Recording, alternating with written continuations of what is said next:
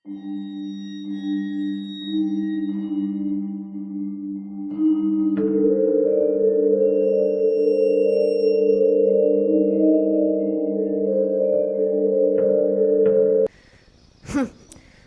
හිඟන්න මේ පාරත් උඹට වඩා ලකුණු අරල්ලු නේද? සුරම්යා මර හඬ තලා බැනවදින්නේ සුපිරි වොක්ස්වැගන් කාර් එක අසල මැට් එකේ වාඩි වෙලා තමන්ගේ පියාගේ ජංගම දුරකථනයෙන් ගේම් ගහන කොල්ලා දිහා බල බල. ඒක කනකට නොගත් කොල්ලා දිගටම තමන්ගේ රාජකාරිය කරගෙන ගිය නිසා ඇයට අධික කෝපයක් හටගත්තා. මේ මෙන්න මෙහෙට දීපන් ඕක. ඇයි දුරකථනයේ උදුරා ගත්තේ රවා බලමින්. අනේ අම්මේ මේ මොන කරදරයක්ද? ඔහු කෑ ගැහුවේ හිතේ උපන් තරහින්. මං අමතර පන්තිත් යනවා. ඒ සිරිමලයා කොහොමද මට වඩා ලකුණු ගන්නේ? ඔහු හිතුවා. චින් කරදර කර හිඟන්න. දෙන්නම් කෝකට වැඩක්. ඔහු තදින්ම හිතට ගත්තා. කොල්ලා සුරම්යගේ විමල්ගේ එකම පුතා වන අතර හිඟන්න කියලා හඳුන්වපු සිරිමල් විමල්ගේ එකම සහෝදරයාගේ එකම පුතා. ඒත් සිරිමල්ට නම් තමන්ගේ තාත්තගේ අභාවයත් සමග උදා වුණේ යහපත් කාලයක් නොවේ. ඊටාම අභාග්‍ය සම්පන්න කටුක කාලයක්. ජීවිතේ ගැට ගහගන්න අම්මා කඩයක්පන් තම්බලා සිරිමල්ලවා කඩවල් වලට දාන අතර ලාභයක් තියාගෙන එළවලු සහ පලා වර්ග සති පොලට විකුණලා යාන්තමින් ජීවිතේ පිරිමහ ගන්නවා. ඒත් පෝසත් සහෝදරයාගෙන් නම් කිසිම උදව්වක් උපකාරයක් නැහැ. දැනට විමල් ජීවත් වන ඉඩම සහ ඒ දේපල කලින් හිමි වෙලා තිබුණේ සිරිමල්ලට වන අතර තමන්ගේ පියාගේ අභාවයත් සමග දිනෙන් දින ආර්ථික අපහසුතා ඇති වුණ නිසා ඒවා අන්තිමට විසඳුනේ ඉඩමයි දේපලයි සහෝදරයට සින්නක් කර ඔප්පු පිට විකිණූ පසුවයි. මුදල් හදල් භාවිතය ගැන ඒ කාලේ සිරිමල්ගේ අම්මට දැනුමක් තිබුණේ නෑ. ඇය ස්වාමියා ගැන හැඬු කඳුලින් ගත කළා. ඕන දෙයක් වුණදේ. ඇය එහෙම හිතුවා. ඒත් දැන් ඇය ධෛර්ය සම්පන්න ගැහැණියක්. ඇගේ එකම අදිෂ්ඨානය එකම පුතා හොඳ තැනකට ගෙන එන එකයි. සිරිමල්ලාට අයිතිව තිබුණු ගමේ පොඩි ඉඩමේ පැලක් අටවලා සුකෝපභෝගී ජීවිතයට ආයිබෝවන් කියලා දෛවය ඔවුන්ට උරුම කළ ජීවිතය දැන් ඔවුන් ගත කරනවා. මං කොහොම හරි ජීවිතේ ජය ගන්නවා. සිරිමල් නිතරම හිතුවේ අම්මා ගැන. ඔහුට සහජයෙන්ම උගන්වන දෙයක් එක පාරින්ම මතක හිටිනවා. සිරිමල් එක අතකින් අවාසනාවත් අනික් අතින් දක්ෂතාවයත් තුරුල් කරගෙන පැමිණි දරුවෙක්. අක්කේ ප්‍රියන්ත අයියාගේ මරණය මට හැකයි. මොකද එදාම අයියට මුහුදු යන්න ආසාවක් ඇති වුණේ. මොකද එදා බෝට්ටුවේ ගිය අයගෙන් අපේ අයියා විතරක් බෝට්ටුව පෙරලිය නැති වුණේ. දවසක් හෝකන්දර පොඩි මල්ලි ගෙදර ආපු වෙලාවක පැලේ කණුවකට බර දීලා එහෙම කිව්වත් සිරිමල්ගේ අම්මා නිරුත්තර වුණේ එදා සිද්ධිය මතක් වෙච්ච නිසා. හෝකන්දර පොඩි මල්ලි කියන්නේ සිරිමල්ලා අම්මගේ ඈතින් නෑවෙන කෙනෙක්. වෘත්තියෙන් නොතාරිස් රාලහාමි කෙනෙක් වන ඔහු විවෘත විශ්වවිද්‍යාලයේ නීති උපාධිධාරයෙක්. නීතිය වගේම හොඳ සාමාන්‍ය දැනුමකුත් ඔහුට තිබුණා.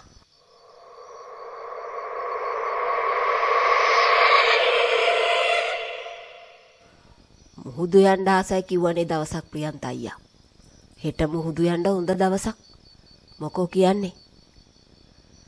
විමල් දවසක් සිරිමල්ලගේ ගෙට කොට උනේ එහෙම අහගෙන. විමලේ ඇතුළට එමු. මොකද කියන්නේ? මං ගිහිල්ලා එන්නද? ප්‍රියන්ත බිරිඳගෙන් ඇහුවේ ගේ ඇතුළට එබිමින්. පරිස්සමෙන් ගිහින් එන්න එහෙනම්. මුහුද බලන්නම නෙමෙයි ඉතින් ඔය යන්නේ. විමලේ අයියේ තේඩින් කිත්තක් බොමු වැලි තලපක් තියෙනවා. ඇය උත්තර දුන්නා. විමලට බහුදින යාත්‍රා 7ක් තිබෙනවා. ගම වටේටම ඉඩකඩම්. ගෙවල් 5ක හිමිකරුවෙක්. කොයිතරම් ධනෙ තිබුණත් තවත් ධනෙ හොයමින් කටයුතු කරන ඔහුට ගමේ මිනිසුන් නමක් පටබැන්දේ ජුලියස් සීසර් කියලා. කොහොම වුණත් විමල්ගේ බිරිඳ 4 පොයට සිල් ගන්න දැහැමි කාන්තාවක්. ඇයට මල පෙරේතකම් නම් නැහැ. ඇය වද වෙන එකම දේ දරුවා ඉගෙන ගන්නට අසමත් වීම පමණයි. කතිකා කරගත්ත විදිහට මුහුදු ගමන ගියත් ඔහු මේ යන්නේ හොඳ හැටි බොන්න බව ප්‍රියන්තගේ බිරිඳ ඉවෙන් වගේ දන්නවා. ඒ නිසා මේ මුහුදු මැද බොණ්ඩ යන්න එපා. යන්නට පෙර ඇය නැවත වරක් ප්‍රියන්තට අවවාද කළා.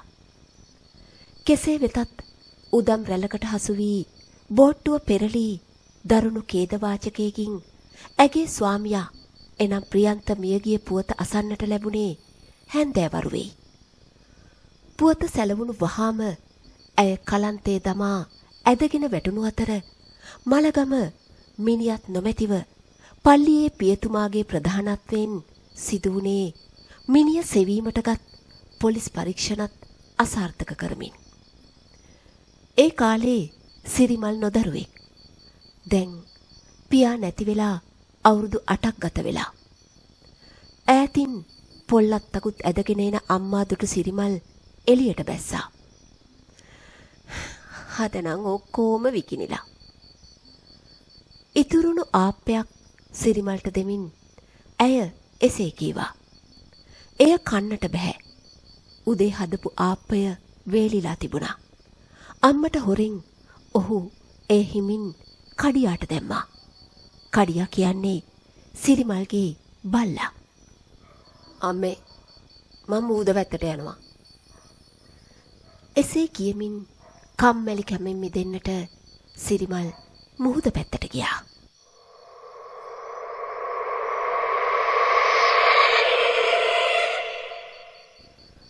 වෙලාව 4ට විතර ඇති. තාමත් තදින් අවුව වැටෙමින් තිබුණා. මසුන් මරන්නට ගිය බහුදින යාත්‍රා නැවතත් ගොඩබිමට පැමිණෙමින් තිබුණා.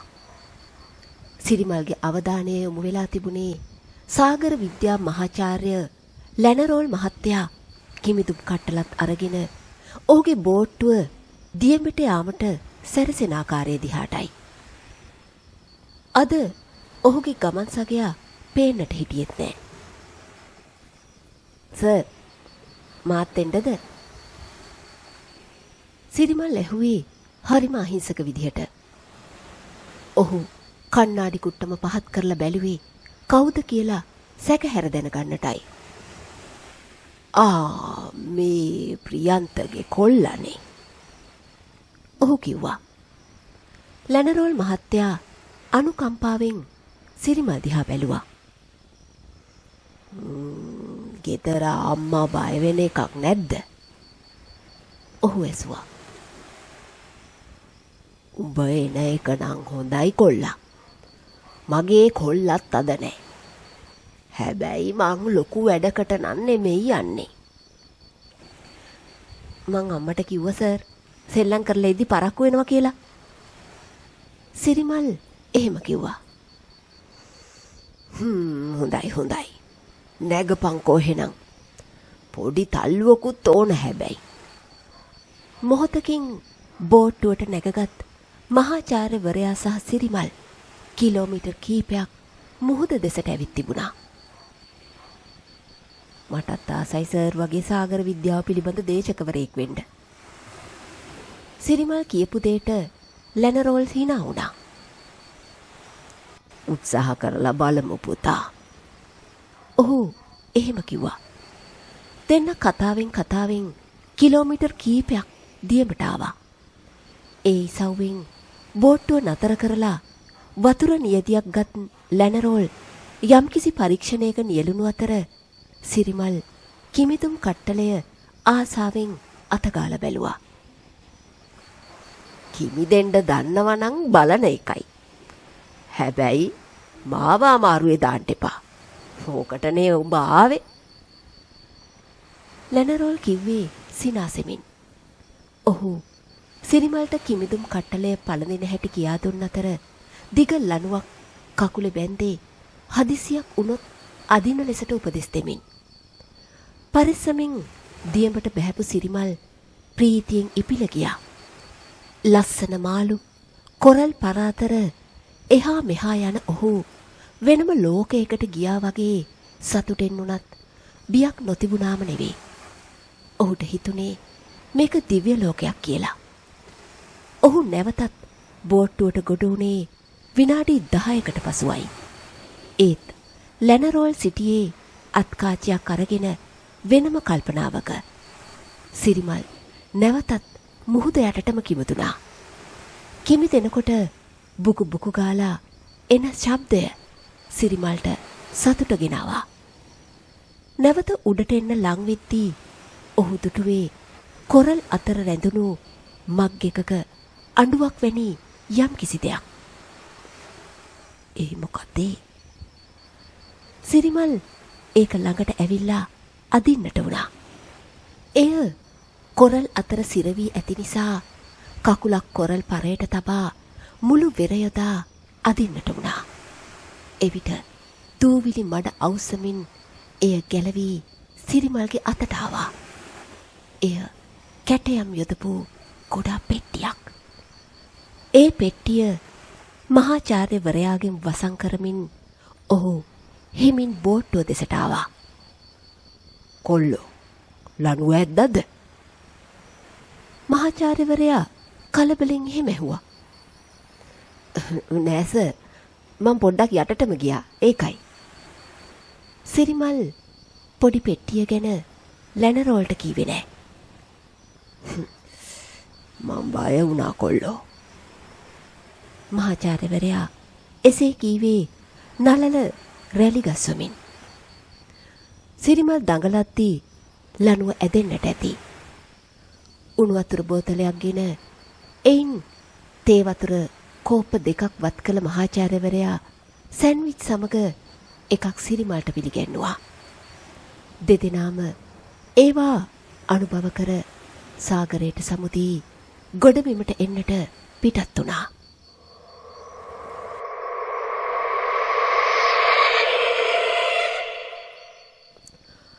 උඹ හොඳ කොල්ලා. උඹ ආව එකෙන් මගේ වැඩෙත් සාර්ථක වුණා. ඉගෙන ගන්න මොනවා හරි උදව්වක් ඕන නම් බය නැතුව මට කියපන්. මහාචාර්යවරයා එසේ කියා සිරිමල්ට රුපියල් 500 කොලයක් අතමිට මෙලෙව්වා. ඔහුට සමුදුන් සිරිමල් තමන්ගේ නිවස දිහාට එන්නට පිටත් වුණා. තම නිවසට යෑමට නම් විමලේගේ ගෙදර පසුකොට යා යුතු වුණ අතර ඈතින් පෙනුනේ විමලගේ පුතා ප්‍රමෝද් තවත් යාළුවෝ කීප දෙනෙක් සමග කොට්ටම් ගස ළඟ සිටින ආකාරයයි. මුං මාව විහිළුවට ගනීද? යනකම් ඉන්නත් බෑ, අම්මා බය වෙයි. මං හොයාගත්ත පෙට්ටිය මුං ගනීද? සිරිමල්ට බයක් දැනුණා. ඔහු සාක්කුවෙන් ඉවතටගත් කුඩා පෙට්ටිය යකඩ වැට අස්සෙන් අත දමා රත්මල් වැට අස්සේ හැංගුවේ කොළරොඩු ටිකකුත් දමා නැවත පැමිණ ගන්නා බලාපොරොත්තුවෙන්. ඊ කමල් ආන් සිරිමලා එනවා. හිඟන්නා. ඔක මට පේන්න බෑ. ඔක හින්දා මම බැනුම් අහනවා අනන්තවත්. දෙමුද ඔකට සබ්බුවක්. ප්‍රමෝද් එහෙම කිව්වේ තමන්ගේ සගයන්ට. උඹ කියන එකක් තමයි. අත්තුලුක් කරගත් නිහා සහ සරත් සිරිමල්ගේ ඉදිරියට ආවා. සිරිමලා බෑරක් වගේ. මේ ඇත්තද උඹ පන්තියේ පළවෙනියා කියන්නේ? නිහල් ඇහුවේ සිරිමල්ගේ කොළරෙන් අල්ලගනිමින්. ඉතින් ඒකෙන් ඔහෙට වැඩක් නෑනේ. සිරිමල් එහෙම කිව්වේ නිහල්ගේ අත ගසා දමමින්. කද්දයක්ෝ තෝ කිව්වේ? ආයේ තෝ ප්‍රමෝදයාට වැඩිය ලකුණු ගත්තොත් තෝ ඉතුරු කරන්න බලාගනින්. එහෙම කියපු නිහල් සිරිමල්ගේ කන හරහා තදින් පහරක් ගැහුවා. සිරිමල් කට කොනකින් ලේ දාගෙන ඇදගෙන වැටුනේ පස් කට ඇතුළට යන විදිහටයි. ඒක දැකපු ප්‍රමෝද් මහා හඬින් සිනාසුණා. හොඳ වැඩේ ඔකට. හොඳ වැඩේ. තු. ඔහු එහෙම කිව්වේ කෙල පිටක් සිරිමල්ගේ ඇඟට ගහමින්. සිරිමල්ගේ සාක්කුවෙන් රුපියල් 500 එළියට වීසි වී තිබුණා. වහා පැන එය අහුලාගත් නිහල් අඩේ අප්පා මූ හිඟන්නේ නෙමේනේ බං. එහෙම කිව්වේ සතුටෙන්. වහාම නැගිටගත් සිරිමල් රුපියල් 500 නැවතත් උදුරාගෙන නිහල්ගේ අතත් සපා වේගෙන් ගෙවල් දෙසට දුවන්නට වුණා. "තෝ අය අහුවෙන්න එපා. ඉවරයි කියලා හිතාගනින් බූරුවා." වියරුවෙන් වගේ නිහල් ගුගුරන්නට වුණා. "ඔන්න ඕක අල්ලලා දාපන්. අපිත් ඌට ගැහුවනේ බං." ප්‍රමෝද් කිව්වේ නිහල්ගේ තුවාලෙට බෙහෙත් දාන්න ගේ දිහාට යන ගමන්. සිරිමල් පහර කෑම ගැන ප්‍රමෝද්ට සියුම් සතුටක් ඇති වුණා. "ඌඩ ගිහින් වැඩි. දෙන්න ඕනේ ආයේ දවසක සබ්බුව." ප්‍රමෝද් හිතුවා. රුපියල් 500 මවගේ අතේ තැබූ සිරිමල් මුහුදු ගිය ගමන ගැන වචනයක්වත් නොකියා ලැනරෝල් මහත්තයා අපේ අසරණකම බලලා මට පොඩි ආධාරයක් දුන්නා කියලා මවට පැවසුවා. ඒ මුදල ඇයට මහා මෙරක් තරම්. ඇය එම මුදල් අතට ගත්තේ වේවුලන දෑතින්. ලැනරෝල් මහත්තයාට පින් සිද්ධ වෙන්න ඕනේ. මං සති 2ක් හම්බ කරන සල්ලිනේ. ඇය එහෙම කිව්වා. මුහුදෙන් හමුවුණු පෙට්ටිය සැඟවූ විත්තිය කවුරුවත් දැක්කේ නෑ කියලා සිරිමල් හිතුවත් ඒ සිතුවිල්ල වැරදි. මොකද ප්‍රමෝද්ගේ උකුසු දෑසට සිරිමල් යකඩ වැට අසල යමක් කරනවා ඔහු දැක තිබුණා. ඒ ගැන සැකසිතුණු ප්‍රමෝද් හිමිහිට වැට අසලට පැමිණ ඒ සැඟවූ දේ සොයන්නට වුණා. "මේ තියෙන්නේ බඩු." ඔහු එකවරම රත්මල් ගස අස්සේ තිබුණු පෙට්ටිය ඉවතට ගත්තා. "මොකද්ද යකෝ මේ? කවකටු පෙට්ටියක්ද?" එය යකඩින් නිමවුණු කැටයම් සහිත හුරු පුහුටි පෙට්ටියක්. යකඩ මල් ඇන යොදා පියන වසා තිබුණත් මල අල්ලා තිබුණු නිසා ඔහු ලේසියෙන්ම මල් නියනක් යොදාගෙන පියන ඇරගත්තා. ඒ පෙට්ටිය තුල තිබුණේ දුර්වර්ණ වී ගිය පුළුන් අතුරා පරවී ගිය කැලෑ මල් වටේට අතුරා මැද කුඩා හිස් කුප්පියක්. හිස්සුනත් එහි කට කහ රෙද්දක් දමා හොඳින් බැඳ තිබුණා. ප්‍රමෝද් කිසිත් නොසිතා මූඩිය කහ රෙද්ද ඉවත් කර ඇර බැලුවා. එයින් ගෑස් දුමාරයක් වැනි යමක් සිහින් හඩක් පිට කරමින් ඉවතට ඇදී ගියා. එය දුටු ඔහු මොන මගුලක්ද ඒ කියමින් හිස් කුප්පිය හා පෙට්ටිය ගේට්ටුව ළඟ තිබුණු කුණු එකතු කරන මල්ලට දමා විසිල් එකක් ගසමින් යන්නට ගියේ ගේම් එකක් ප්ලේ කරන්නට තාත්තගේ ජංගම දුරකථනය ගන්නා බලාපොරොත්තුවෙන්.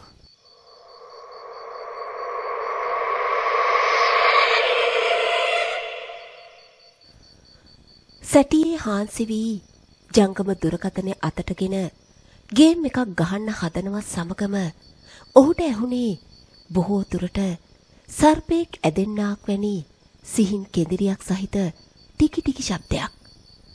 ඔහු සැටියෙන් නැගිට සිවිලිම දෙස බලා සිටින්නට උණු අතර ඔහුගේ දැහැන බිඳුනේ සුරම්‍යා. එසේ නැතිනම් ඔහුගේ මවගේ සුපුරුදු බැන වැදීමකින්. මේ තාත්තයි මායි ටවුමට යනවා. උඹ ඔය ෆෝන් එකම ලොටෝගෙන ඉන්නේ නැතුව පොතක් බලපන්කෝ. තේරුණාද උඹට? මැගි හාමි ඉක්මන් කරපන්. බඩු ගොඩාක් ගන්න තියෙනවා. ඇය වැඩ කරන ගැහණියටත් කෑ ගැසුවා. මොහොතකින් ඔවුන් වත්තල බලා පිටත් උනේ පල්ලියේ මංගල්‍යෙට ඇඳුම් වගයක් මිලට ගැනීමේ අපේක්ෂාවෙන්. සුරම්‍යා ඔයා ළමයට බනිනවා වැඩි. ඌ තවත් ඇට්ටර වෙනවා ඔහොම ගියොත් නම්. මාර කතාවක් නේක.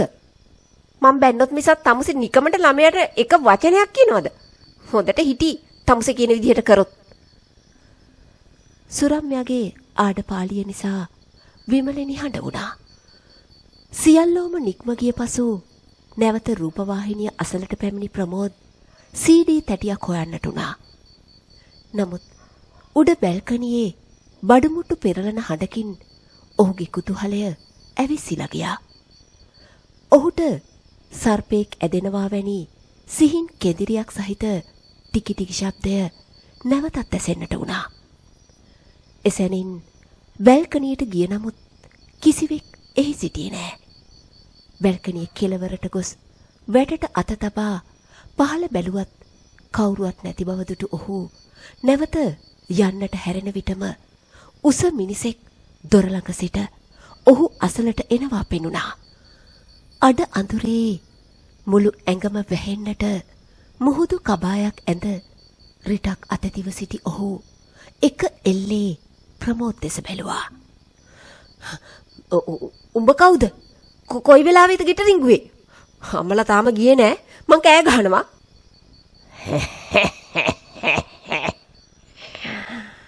පොඩි විමලේ උඹ මාව නොදන්නව වුණාට සිරිමල්ව දන්නව නේද? තෝදත් මගේ කාට ගැහුව නේද යකෝ? එසේ අසමින් වියරු උණු රතු දෑසින් බලමින් අමුත්තා ගර්ජනා කළා. මට යන්න දීපන්. මම පොලිසියට කියනවා. එසේ කියමින් ප්‍රමෝද් වෙට්ටුවක් දමන්නට සැරසුණත් කොහේදෝ සිට ඇවිත් තිබුණු මුහුදු වැලි පෑගිලා ලිස්සලා ඇද වැටුණා. ඔහුගේ කකුල උලුක් වී මූණ ඇඹුල් වී ගියා. අනේ අම්මේ මාව බේරගන්නකෝ. ඔහු කෑ ගැසුවා.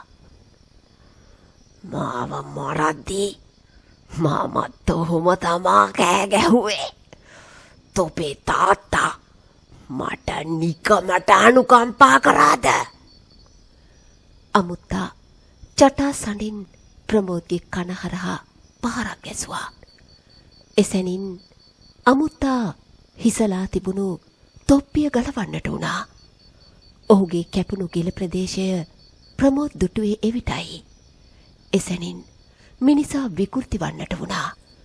නියවමින් මරහඬ නගමින් ඔහු දෙසට දෑත් දිගු කරන අයුරු දුටු ප්‍රමෝද් ආපසු හැරී සිහි මත ගතියෙන් මෙන් බැල්කනියෙන් පැන්නේ වෙන කළ හැකි යමක් සිතා ගන්නට නොහැකිවයි. දොර ළඟ මල් දමා තිබුණු කොන්ක්‍රීට් මල් පෝච්චියේ හිස වැදුණු කොල්ලා අධික ලේ වහනයෙන් අවාසනාවන්ත ලෙස මිය ගොස් සිටියා.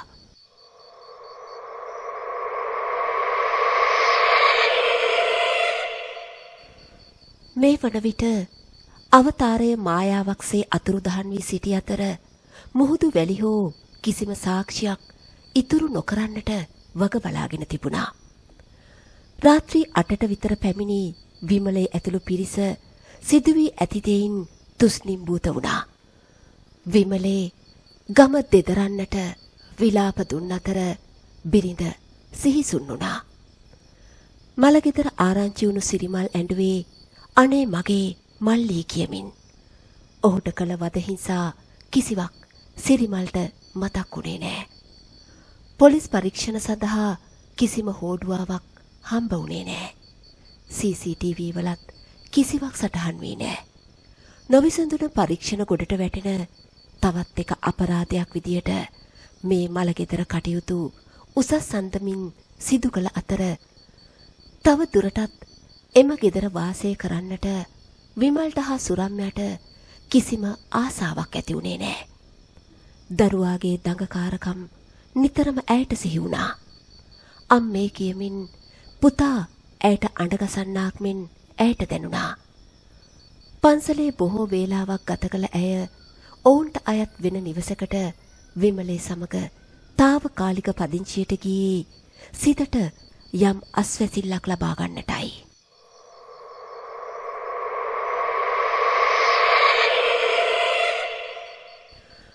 මේ අතර මලගෙදර දවසේ සිරිමල් හිමින් මල් වැට අසල පරීක්ෂා කළත් පෙට්ටිය නොතිබුණු නිසා සිතින් දුක් වුණා. අතේ තියෙන එක කටට දාගන්න බැරි කාලකන්ණියෙක් මං. ඔහු එහෙම හිතන අතරේ විමලගේ හිතේ ඔහු කළ පාප කර්මයක් ගැන සියුම් සිත් ඇවුලක් හටගෙන තිබුණු අතර දැන් එය වඩා තීව්‍ර වී සිතට වද දෙමින් තිබුණා.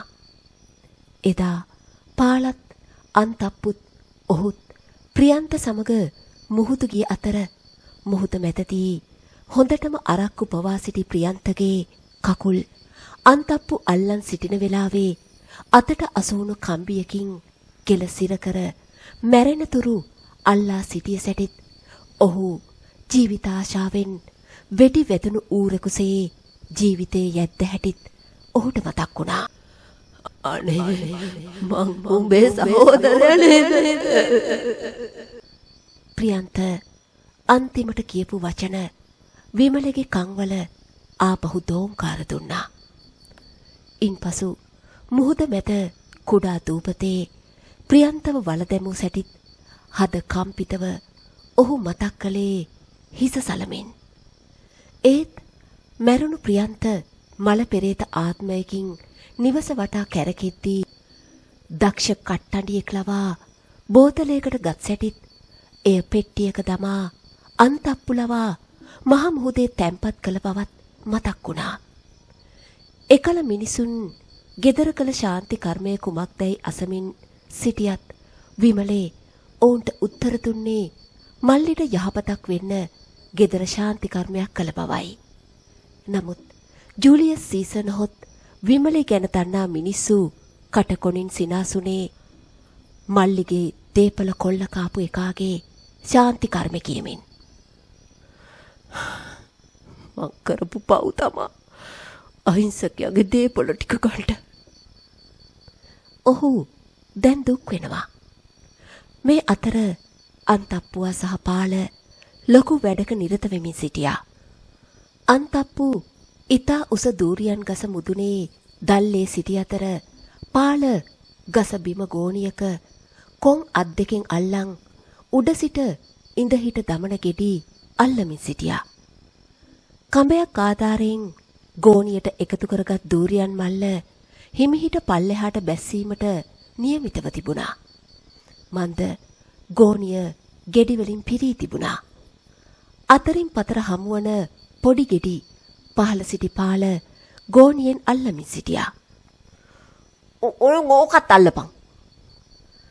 බිමට වීසි කළ ගෙඩිය අල්ලා ගැනීමට ගොස් පාල ලිස්සා වැටෙන දුටු අන්තප්පු මහා හඬින් සිනාසුනේ නොදකින් තෝ තුක් කියමින්. උඹ පල්ලෙහා හිටියත් ওই ටික තමා. පාල එසේ කීවා. ඒ සමගම අන්තප්පුට පොළොන් ගඳක් හා ටිකි ටිකි ශබ්දයක් ඇසෙන්නට උණු නිසා විපරම් කර බලන්නට උණු අතර පොළඟෙක් ගහට බඩගාලා වගේ කියමින් ඉනේ තිබුණු කිනිස්ස අතගා බැලුවා. එකවරම ප්‍රියන්තගේ අවතාරය ඔහුගේ ශරීරයට ඇතුල්ුනේ අන්තප්පුගේ පාලනය සියතට ගනිමින්. ඔහුගේ ඇස් ක්‍රමයෙන් රතු වෙන්නට වුණා. කිසිවක් නොදත් පාල කැඩුණු සෙරප්පුව හදමින් ගහමුලයි. දෙන්න ඕන දූරියන් මේකගේ ඔළුකට්ට කුඩු වෙන්න. අන්තප්පුට එකවරම සිතක් පහළ වුණා. එල්ලය බලා හිසට දැමූ දූරියන් ගෝණියේ තිබුණු දූරියන් කටු පාලට ඊතා වේදනාත්මක වුණ අතර වාරු නැතුව කපා හෙළූ කෙහෙල් ගහක් මෙන් ගල් තලාව මත ඇද වැටුනේ හිස හතර අතට පැලෙන වෙලාවේ. එසේ වුවත් ගස උඩ සිටි අන්තප්පුවා සිනාසෙමින් අත්පුඩි ගසන්නට වුණේ ප්‍රියන්තගේ කුරිරු පලිගැනීමේ අරමුණ ඉෂ්ට කරමින්. වේදනාවෙන් දැඟලූ පාල මොහොතකින් දිවි ගමනට එලෙසට සමුදුන්නේ අධික ලේ වහනය වීම නිසයි. අමුතු සිනහවක් පෑ අන්තප්පු දෑත් දෙපසට විහිදුවේ අල්ලාගෙන සිටි අත්ත අතහැරලයි. හරියටම නාන තටාකයකට පනින ලෙසටම උස අත්තේ සිට ගල් තලාව මතට පැන්නේ උමතුවෙන් වාගේ. අතපය ලෙලි ගැලවී දත් කඩාගෙන ඇද වැටුණු අන්තප්පුගේ බෙල්ල හරහා උණ බටයක් ගොස් තිබුණා. මොහොතක් දැඟලූ අන්තප්පු පාලට යාපතවම මිය ගොස් සිටියා. ප්‍රියන්තගේ අවතාරය විසින් ඔවුනොවුන් ඝාතනය කොට තිබුණා. මොවුන්ගේ මරණ විමලේගේ බිය දෙගුණ තෙගුණ කරන්නට සමත් වුණා.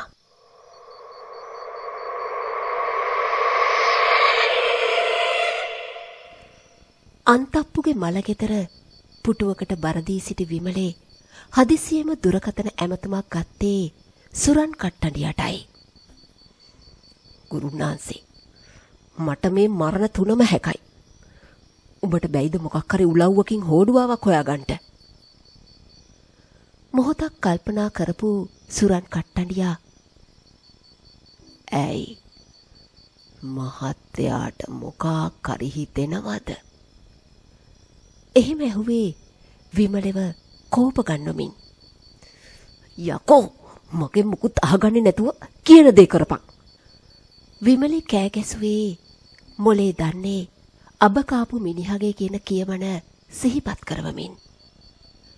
සුරන් ටීපෝ එක මත තිබුණු බුලත් හෙප්පුවෙන් කොලයක්ගෙන තෙල් ඩිංගිත්තක් තවරා පීරිසියගෙන එහි රඳවා මතුරන්නට උණු අතර මොහොතකින් දැහැනකට සමවැදුණු ඔහු අඳුනෙන් දිස්වෙන දේ බලා සිටියේ ඉහමුල ගිනි ගන්නා වෙලාවේ. ඔහු හිඳ සිටි පුටුවෙන් පවා වැට්ටවීමට එය සමත් වුණා. විමලේ මහත්තයෝ, මහත්යාගේ සැකේ හරියටම හරි. මොකෙක් කරී අරු හිර කොරාපු කුප්පිය ඇරලා ප්‍රියන්තය දැන් එළියේ. එසේ පවසන ගුරුන්නාන්සේගේ වදන් කන වැටුණු විට මට හිතුණා. එසේ කියමින් විමලේ අන්තප්පුට ශාප කළේ ඔහු ප්‍රියන්තගේ භූත කුප්පිය වෙරළේ කොහේ හරි දමා ආවා කියා සිතූ නිසයි. අඳුනෙන් පෙන්වුවේ නැද්ද නිදහස් කරපු එකාව? විමලේ ඇසූ පැනයට ගුරුන්නාන්සේ පැවසුවේ නෑ මහත්තයෝ, පැහැදිලි මති කියලයි. නාස්ති කොරන්ට වෙලාවක් නෑ. හනික එන්ඩ මහත්තයෝ, මාව මුණ ගැහෙන්ට. ආත්මය සෑහෙන්ට ප්‍රබල වෙලා. තව කට්ටඩියෙක් ඉන්නවා. මං එයාව දන්නවා. මං කෝකටත් උන් දැවත් ගෙන්න ගන්නම්. මේ සිද්ධියේ විස්තර මොකවත් මං උන්දට කියන්ට යන්නේ නෑ. මහත්තයා ඒ ගැන බයවෙන්ට කාරියක් නෑ. එහෙම හොඳා. එලෙස පිළිතුරු දුන් විමලේ වහාම ගුරුන්නාන්සේ සිටි රුවන් වැල්ල වෙත මළගෙදර සිට රථය පදවන්නට වුණා.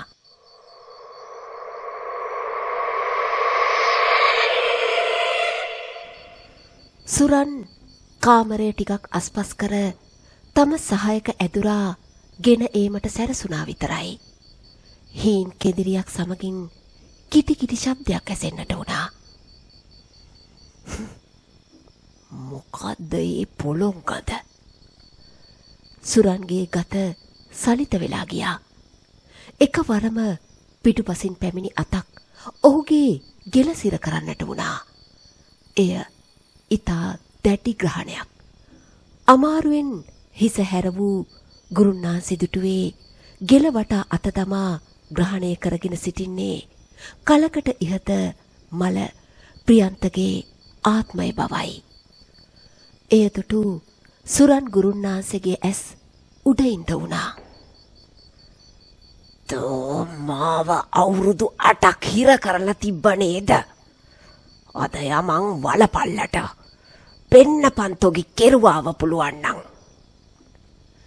සුරන් ටීපෝ පෙරළමින් දැඟලුවත් වචනයක්වත් කතා කරගන්න බැරි තරමට ග්‍රහණය දැඩි වුණු අතර ටික වේලාවක් දැඟලූ සුරන් ගුරුන්නාන්සේගේ ප්‍රාණය නිරුද්ධ වුණා. ගුරුන්නාන්සේ සිටියේ ගුරුකම් නිදහසේ කිරීමට සාදාගත් වෙනම නිවසකයි. ඒ නිසා මරණය ගැන කිසිවෙක් දැනගෙන හිටියේ නෑ. මේ කිසිවක් නොදත් විමලේ ඊ ගහක් බතු වේගයෙන් රිය පදවන්නට වුණා. කොස්කැලේ හරිය පසු කරමින් සිටිද්දී වැල කන්නට පැමිණි බවුලන්ගේ විලාපය රථයේ වාදනය වුණු ගීතේ පරයා ඇසෙන්නට වුණේ මූසල ගතිය වැඩි කරමින්. එකවරම දඩස් හඬින් විශාල යමක් රථයේ වහලයට වැටෙනවා ඔහුට දැනුණා. වැලගෙඩියක් වත්ත. ඔහුට එසේ සිතුණා. වාහනය පැත්තකට කර නැවැත්තුවේ අමුතු දුර්ගන්ධයක් වටපිටාව ග්‍රහණය කරන විටයි. ඒත් මරණ බයේ සිටි ඔහු රථයෙන් ඉවතට පැමිණියේ නෑ. පෙනෙන්නට සැලකිය යුතු යමක් නොවුණු තැන නැවතත් ඔහු ගමන පිටත් වුණා. වේගය වැඩි කරන විටම වින් ස්ක්‍රීන් එක මතින් යමක් රූටා වැටුණා. ඒ ප්‍රියන්තගේ මුහුණයි. හිස ගැලවී ස්ක්‍රීන් එක මත රෝල් වී බොනට්ටුව මතට වැටුනේ විමල්ගේ පැත්තට මුහුණලායි.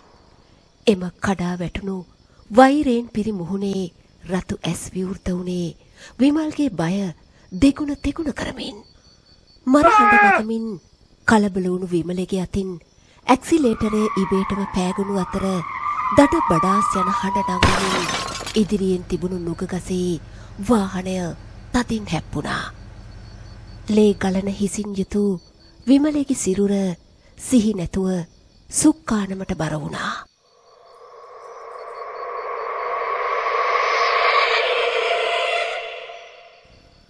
ඇස් දෙක අමාරුවෙන් විවර කළ විමලේ දුටුවේ පන්සලේ නායක හාමුදුරුවන් සමග හඬමින් සිටි සුරම්යවයි.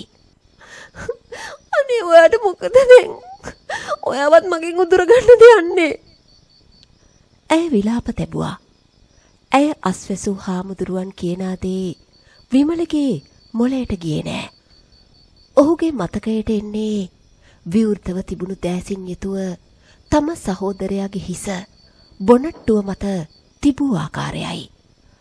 ඔහුට නැවතත් නිින්ද ගිය අතර නැවත අවදි වුණේ මහා පාන්දරයි. සිවිලින් ෆෑන් එක හරියටම ඔහුට ඉහළින් කැරකෙනවා. සුකෝපභෝගී රෝහලේ කාමරේ ඔහු පමණයි.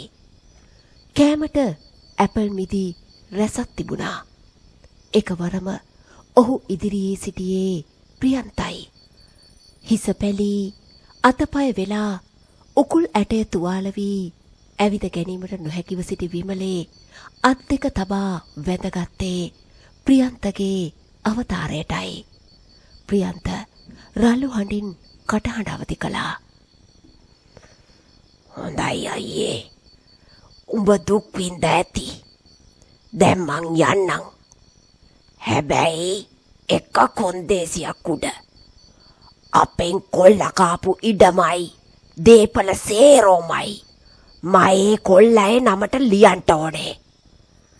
තව මට කරපු සහගහන අපරාධෙට හරියන්ට උන්ට වන්දියක් දෙන්න ඕනේ.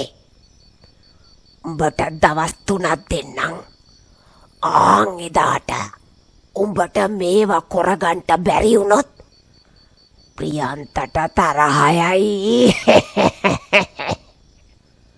එසේ කියා මහා හඬින් හිනහුණු ප්‍රියන්තගේ අවතාරය අතුරුදහන් වුණා. විමලේ දාඩියෙන් නෑවී ගොස් සිටියා.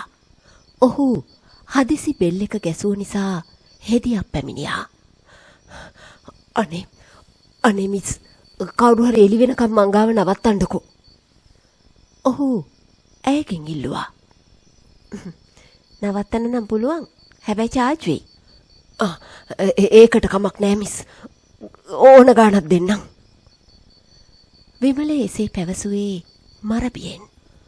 තම මල්ලි ප්‍රියන්තගේ වදන් සිහිවුණු විමලේ පසුදාම සුපිරි නිවස සහ ඉඩමත් තමන්ගේ බූදලෙන් හරි අඩක් සිරිමල්ගේ නමින් ස්ථාවර තැන්පතුවකුත් ඔවුන් අතට පත් කරන්නට කටයුතු කළා. තමන් තව වැඩි කාලයක් ඉන්නේ නැති බවත් ඉතිරි දේපල තම බිරිඳගේ නමට හරවා වරදක් වුණා නම් සමා වෙන ලෙසට සිරිමල් සහ ඔහුගේ මවගෙන් සමාවත් ඉල්ලා සිටියා. මෙය සිරිමල්ටත් ඔහුගේ මවටත් මහා පුදුමයක්, නිදානයක් ලැබුණාසේ ඔවුන්ට සිතුණා. එම ලැබුණ මුදල් පරම්පරා ගානකට ජීවත් වීමට සෑහෙන මුදලක්. සිරිමල් කකුල් දෙක අල්ලා මහපාට වැන්ද අතර විමලගේ දෙනෙතින් කඳුළු කඩා හැලුණා. තවමත් සිරිමල් සහ මව මේ කිසිදු විස්තරයක් දන්නේ නැහැ. මහප්පව මැරෙන්න දෙන්නේ නැහැ මං මහප්පව බලා ගන්නම්. ලෙඩ ඇඳට වැටුණු විමලේ සෑහෙන්න දුක් විඳා. කෑමට බීමට නොහැකිව අමාරුවෙන් හුස්ම ගන්න මහප්පා දිහා සිරිමල් බලා සිටියේ වේදනාවෙන්. කොතරම් සාත්තු කළත් ඔහුව බේරා ගන්නට නොහැකිව අවසානයේ විමලේ මෙලව හැරගියේ කළ පාප කර්මයට උපරිම දඬුවම් විඳලයි.